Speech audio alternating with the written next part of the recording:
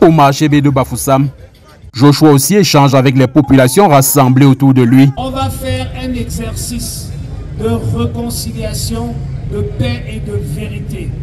Ensuite, on va avoir une conversation nationale pour savoir où on va aller avec le Cameroun. Et finalement, on aura une conférence constitutionnelle qui va proposer une nouvelle constitution. Et cette constitution sera proposée au peuple camerounais par voie de référendum. Le candidat du Social Democratic Front à l'élection présidentielle du 12 octobre 2025 est venu leur présenter ce qu'il entend faire pour redorer le blason du Cameroun si les citoyens dans leur majorité lui accordaient leur suffrage. Je suis le seul candidat qui veut véritablement remettre le pouvoir au peuple.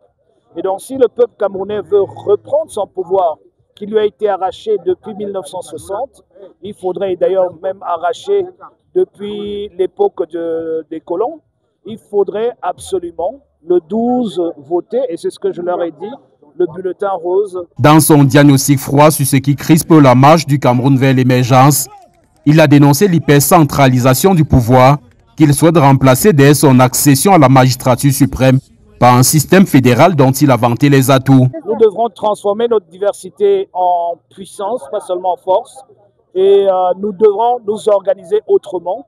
Et une fois qu'un système fédéral est en place, on sera à l'inverse du système centralisé que nous avons aujourd'hui, où toutes les décisions viennent de Yaoundé. Là, les décisions seront prises à la base, au niveau des communes, et uniquement ce que les communes ne peuvent pas faire, n'ont pas les compétences ou ne peuvent pas faire, seront faits par les régions. Et uniquement ce que les régions ne peuvent pas faire seront faits par le niveau national. Pendant son périple dans la région de l'Ouest, le candidat Joshua aussi s'est aussi rendu dans plusieurs villes, notamment à Bouda, pour inviter les électeurs à lui faire confiance le 12 octobre prochain.